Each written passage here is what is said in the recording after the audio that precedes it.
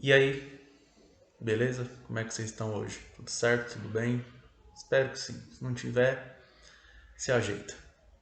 É o seguinte, vamos lá, né? Na última aula aí, a gente começou a trocar uma ideia sobre o conceito, né, de cidadania. Que a gente conversou um pouquinho sobre a Grécia Antiga, bem pouquinho mesmo, só para vocês terem uma noção de onde que isso surgiu, né? Não esqueça daquela parte fundamental de que tudo isso é um processo, tudo isso é construído pelo ser humano, nada isso brota, nada isso aí cresce numa árvore. Somos nós, seres humanos, que vamos construindo isso ao longo do tempo. É muito importante que vocês tenham na cabeça de vocês que tudo isso é um processo. Essas coisas demoram para acontecer, elas vão acontecendo conforme as sociedades vão caminhando, conforme alguns fatos vão acontecendo. Dito isso, a gente vai começar a pensar agora na cidadania mais atual, uma coisa já mais presente para nós. Essas duas primeiras aulas de cidadania que a gente está tendo, elas são mais teóricas, é mais para a gente conhecer mesmo os direitos, os deveres, essas coisas aí, principalmente os direitos.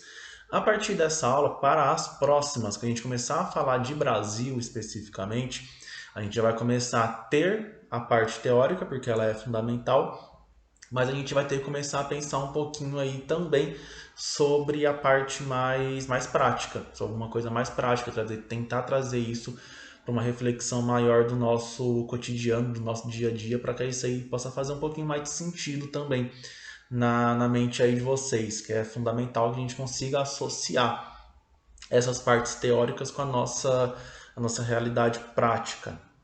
Demorou? Então vamos começar aí sem muita enrolação. Acho que essa aula vai ser um pouquinho mais curta que as outras, mas eu vou deixar um material de apoio para vocês lá no Classroom e vou deixar uma pergunta também para a gente já começar a pensar sobre algumas coisas que acontecem aí no nosso dia a dia.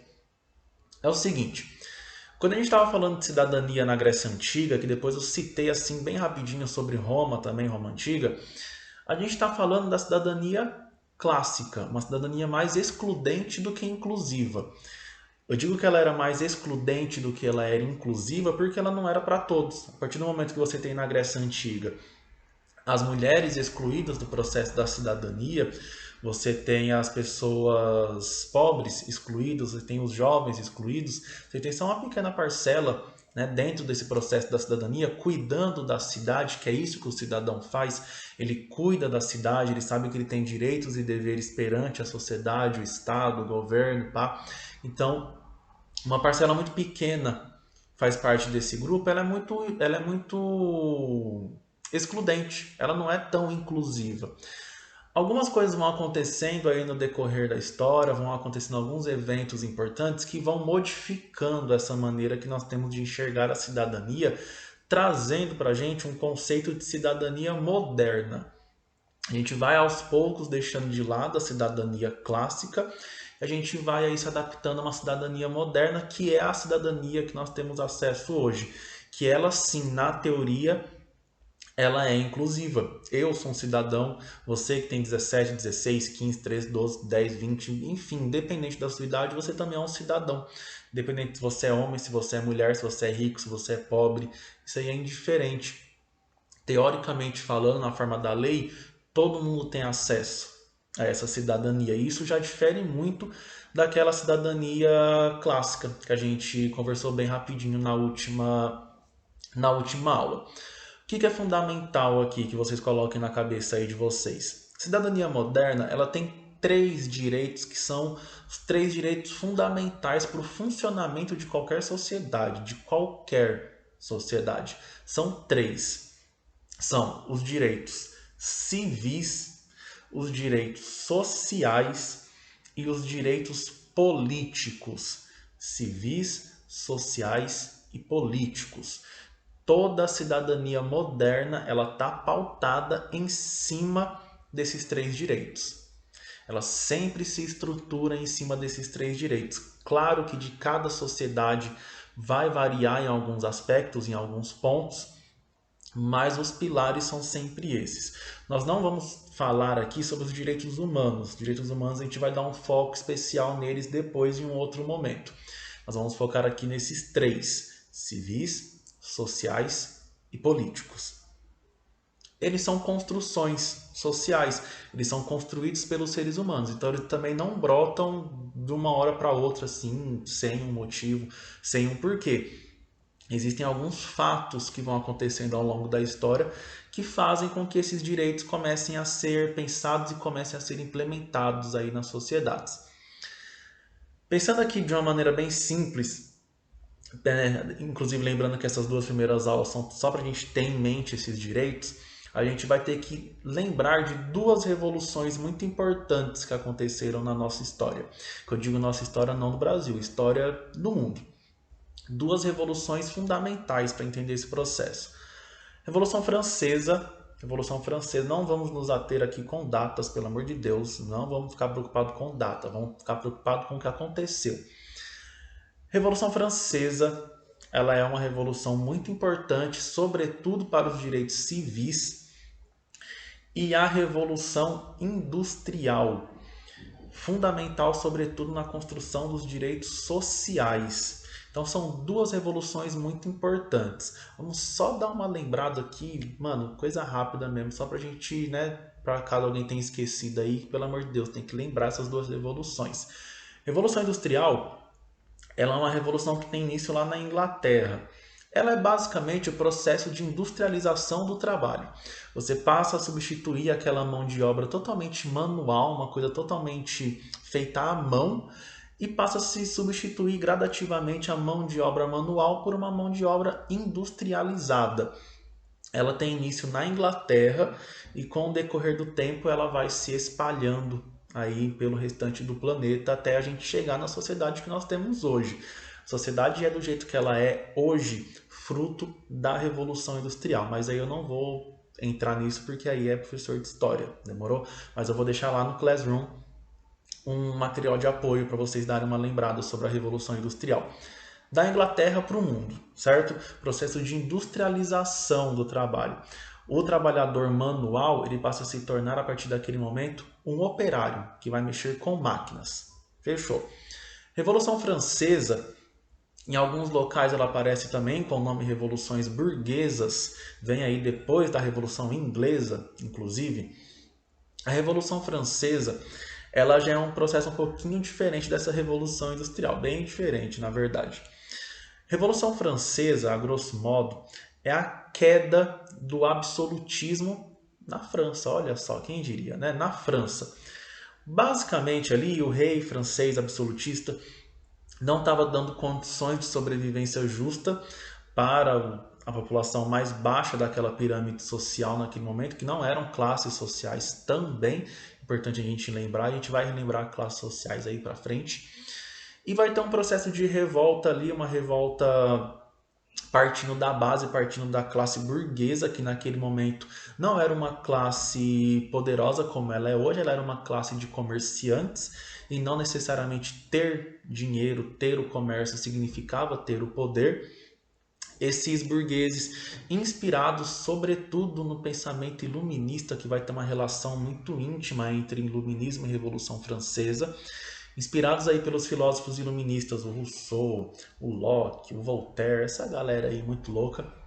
Inspirado por esses aí, vai rolar uma revolução real mesmo, uma revolução tipo quebra-pau. Vão pegar lá o rei, vão tirar o rei do poder, vão tirar inclusive a cabeça do rei, vão fazer lá um caos na França e vão derrubar a monarquia absolutista, dando início aí a um novo governo, que aí depois vai vir Napoleão Bonaparte, vai vir outras coisas aí.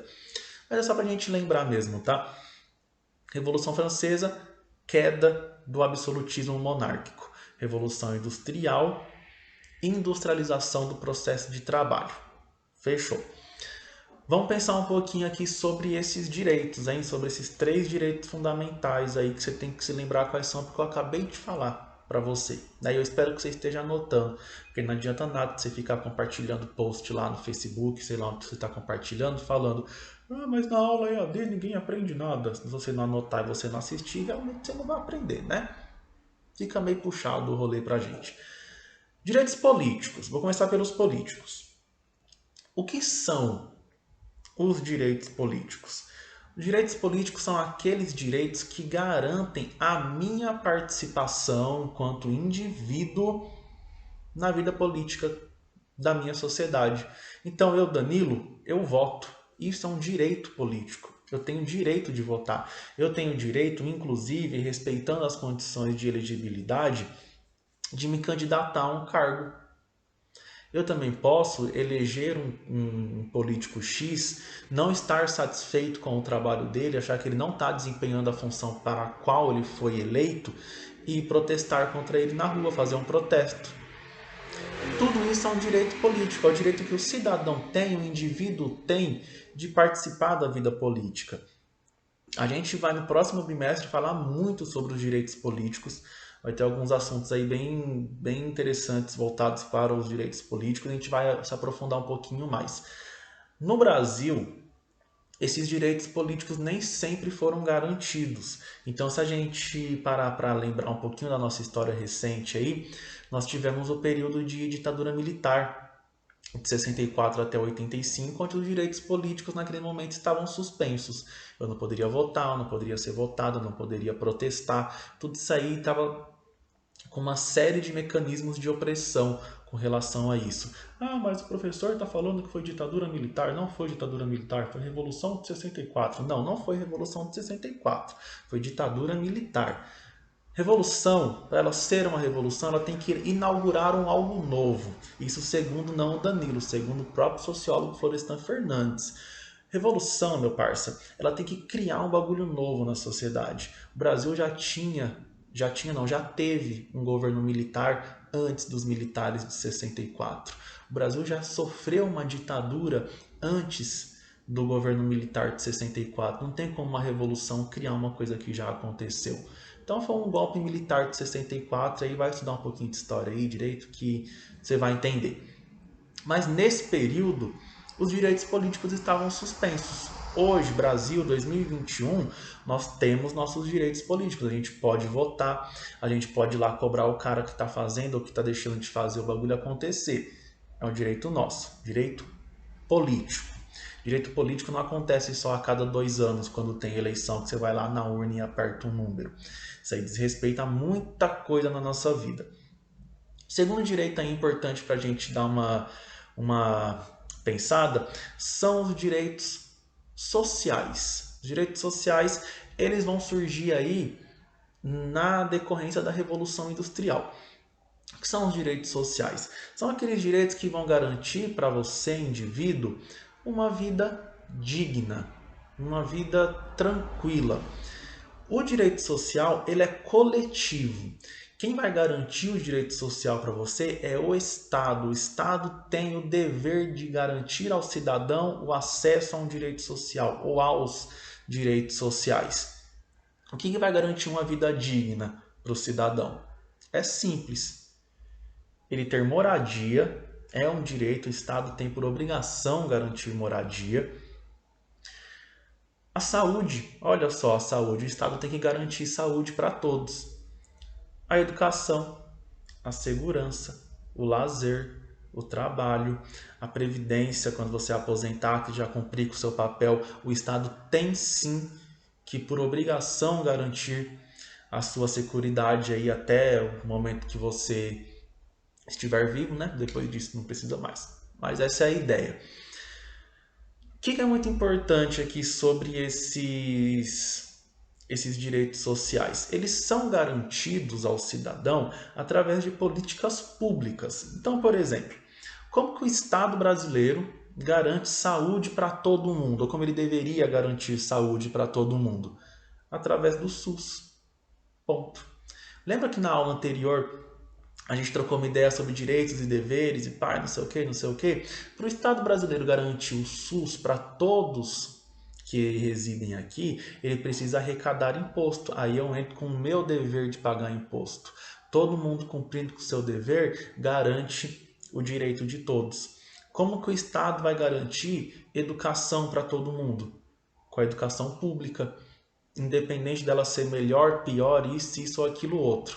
Ele tem que garantir. Aí vamos pensar uma coisa aqui. O direito político, ele diz respeito à minha participação política na sociedade. E o social ele garante uma vida digna para mim. Mas essa vida digna é garantida pelo Estado, pelo governo. Tem uma relação muito grande entre esses dois direitos aí. Eu coloco um cara na presidência, um candidato X. Esse cara não está garantindo emprego, ele não está garantindo saúde, ele não está dando verba para educação, ele está cortando todas essas assistências, ele está dificultando o acesso do trabalhador à previdência quando o trabalhador conseguir aposentar. Se eu, cidadão, não exercer o meu direito político de ir lá cobrar esse maluco aí, de falar dele acordar para a vida, ou até fazer com que tirem ele do cargo, porque ele não é o senhor da razão, ele está ali porque ele está servindo aos interesses do país. Se eu não vou lá e cobro isso dele, fica muito complicado de ter o acesso a um outro direito. Não sei se vocês estão conseguindo pegar a ideia aqui. Se eu, cidadão, voto em qualquer um, chego lá pegando só a eleição, voto em qualquer cara, coloco lá só por colocar e deixo a Deus dará depois disso, esse cara vai fazer o que ele quer fazer. Aquele funcionário que o chefe sai e o funcionário fica sozinho, faz o que ele quer fazer, é isso que acontece. O direito político existe também para garantir o meu direito social. Senão não vou ter emprego, senão não vou ter saúde, senão não vou ter educação, porque tudo isso é gerido pelo Estado, pelo governo. Se eu não tenho um governo competente para fazer isso, fica muito puxado dessas coisas acontecerem. Fechou? E o terceiro direito, pera aí que eu pulei uma parte. O negócio aqui está gravado, mas também tem erro, eu não vou cortar não. O direito social ele surge lá na Revolução Industrial. Quando a revolução acontece, que o trabalhador começa a ser substituído aos poucos pelas máquinas, ele se torna um operário, um operador de máquina, ele vai passar por um processo de exploração do trabalho, onde ele vai trabalhar muitas horas e vai receber muito pouco por isso, muito pouco mesmo, nem o suficiente para ele se sustentar. Nesse contexto aí surgem alguns movimentos lá na Europa, inclusive, surge um movimento anarquista de um lado, socialista do outro, comunista do outro, e é Bakunin para lá, é Marx para cá, é Engels para o outro lado. É aquela confusão, por isso que é uma revolução industrial, porque ela está criando ali algo novo na sociedade, está criando um novo modo de trabalho, um novo modo de sobreviver. É o início do sistema capitalista, é uma novidade, isso é uma revolução. Está criando um bagulho novo na sociedade. E o operário ali, o trabalhador, ele começa a se movimentar, começa a se organizar, começa a protestar, a correr atrás, a brigar, a xingar, a fazer greve, a ter quebra-pau, pedindo direito digno. Para pelo menos eu estou trampando para o cara, eu preciso pelo menos ter onde morar. Eu pelo menos preciso ter um salário. Eu pelo menos preciso ter saúde, educação. Porque eu estou trabalhando para você, eu preciso ter uma garantia. Aí, nessa confusão aí, os direitos civis, os direitos sociais, desculpa, os direitos sociais vão acontecendo, eles vão surgindo. Aqui no Brasil, por exemplo, a gente tem a CLT, que é tão atacada, né, agora aqui no Brasil há alguns anos já. A CLT é um direito social, elas são as nossas leis trabalhistas, garante para mim que eu trabalhe, sei lá, 40 horas semanais e no final do mês eu não seja pago com, sei lá, mano, um saco de tomate. É a CLT que me garante isso. Mas a CLT não nasceu da bondade de alguém ou brotou do chão. Foi a luta organizada dos trabalhadores que fez com que a CLT surgisse. Mas aí a gente vai trocar uma ideia da hora sobre ela depois. E o terceiro direito aí fundamental para a gente são os direitos civis. Os direitos civis, eles dizem respeito à minha liberdade individual, à minha liberdade enquanto indivíduo, às minhas escolhas particulares. Esses direitos, eles são garantidos principalmente na forma da lei, em partes também pelo Estado e pelo governo. O que são direitos civis? Liberdade de expressão é um direito civil. Direito de ir e vir é um direito civil. Liberdade religiosa é um direito civil. E o direito a um julgamento justo também é um direito civil. São só alguns exemplos. Por que que eles são liberdades individuais? E a lei me garante isso. A gente sempre tem que tomar muito cuidado nesse ponto para entender até onde essa liberdade individual ela vai. Até onde eu estou podendo ir com essa liberdade individual.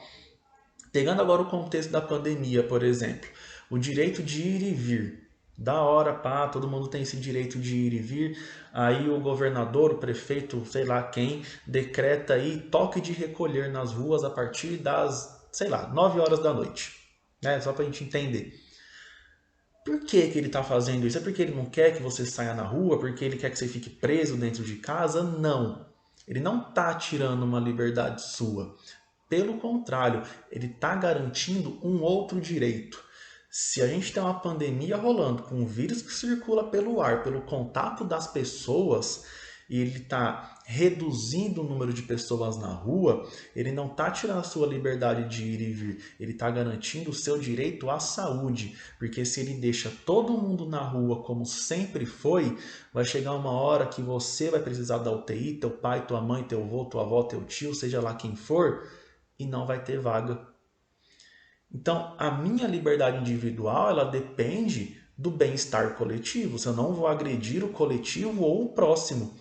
100% de pessoas na rua durante o dia inteiro, fazendo festa, fazendo rolê, fazendo isso, aquilo, outro, muito mais do que uma liberdade individual, é um ataque a um direito social, é um ataque à saúde da população como um todo. Entenderam como tem um ponto final essa liberdade individual? Ela não é ilimitada. Outro exemplo, liberdade religiosa. Eu, Danilo, sou da religião X. Você que está assistindo é da religião Y. Eu vou falar que a minha religião é melhor, que o meu Deus é de verdade, que o seu é de mentira. Eu vou tacar fogo ali, vou tacar fogo aqui. Você está certo, você está errado, meu truta. Não tem essa. Cada um escolhe a sua religião ou não escolhe ter religião. Inclusive, você não é nem obrigado a ter uma religião ou crer em algo, tendo em vista que o Brasil é um estado laico, não tem nem religião oficial. Eu posso, ao longo da minha vida, ter 30 religiões se eu quiser. Eu posso frequentar 10 religiões de uma vez, se eu quiser. O que eu não posso é te atacar por ser de uma religião diferente. O que eu não posso é ver um terreiro de umbanda ou candomblé, enfim, e eu chegar lá e tacar fogo. Ou falar, é macumba, é não sei o que. Além de ter uma carga racista muito grande esses termos aí, você está atacando uma liberdade individual do outro. Eu tenho liberdade de escolher a minha religião, não liberdade de questionar a outra, de atacar e falar que a outra está errada, só porque a minha eu julgo será certa. Outra coisa, liberdade de expressão. Liberdade de expressão é uma coisa, incitação à violência, ao discurso de ódio, ao suicídio, a seja lá o que for, é outra. Tem muita gente aí que se vale da liberdade de expressão para ser racista, para ser homofóbico. Isso não é liberdade de expressão, isso é ser criminoso, meu truta. Isso aí é outras ideias, isso aí é outra conversa. Liberdade de expressão é eu poder falar aquilo que eu entendo enquanto justo, desde que isso não ataque o outro. Então, se eu chego a uma pessoa negra e começa a ofender essa pessoa com insultos raciais, injúrias raciais, sendo racista, eu não estou usando da liberdade de expressão. Liberdade de expressão é eu poder chegar aqui num vídeo da internet, numa aula minha, e falar, olha, eu sou contra a atitude do governo federal que ao invés de comprar vacina, liberou armas. Pronto, isso é a minha liberdade de expressão. Eu posso falar isso. Eu posso. O que eu não posso fazer é chegar aqui e falar, eu sou contra o governo federal porque eu quero, sei lá, eu queria matar o presidente, não sei. Quero que todo mundo vá lá e mate o presidente. Eu não posso falar isso. Eu estou incitando a violência contra uma pessoa. Isso não é liberdade de expressão. Isso é cometer um crime. E esses direitos civis, eles surgem com a Revolução Francesa, garantidos aí todos pela lei, né? Garantindo aquela ideia de que todo mundo é igual perante a lei. A gente sabe que, infelizmente, alguns são mais iguais do que outros, mas esses direitos começam a nascer na ideia de um contrato social, de um justnaturalismo, que a gente vai trocar ideia sobre isso em um outro momento, mas são direitos aí que nascem com a ascensão da classe burguesa, com a queda dessa monarquia absolutista. Demorou, família? Então são esses três direitos aí fundamentais que nós temos: o direito político, o direito social e o direito civil. Os três se complementam entre eles. Eu estou deixando alguns materiais de apoio para vocês, tem bastante coisa para quem quiser dar uma lida a mais. Estou deixando uma atividadezinha lá, uma perguntinha básica no Classroom para vocês darem uma respondida lá, darem uma pensada da hora. Vai ter uma avaliação sobre nossas três primeiras aulas, que foi estranhamento, cidadania e agora esses três direitos.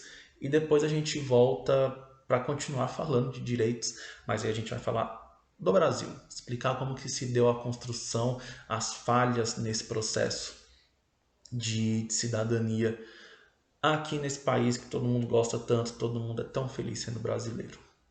Certo, meu povo? É nós, tamo junto aí, qualquer coisa é só dá um salve aí que a gente troca uma ideia. Tamo junto.